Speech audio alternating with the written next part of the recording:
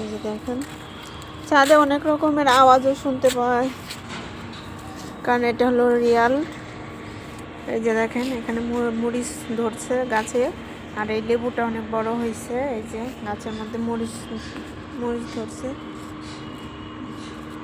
গাছে মানে ঢালের চেয়ে মরিচই বেশি, অনেক মরিচ, আর লেবু আসছে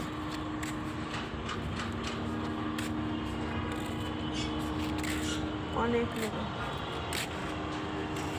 আর একটা কিছু দেখায়, এই যে দেখেন এখানে সফেদা গাছ, আপনাদের আগেও দেখাইছিলাম সফেদা গাছ।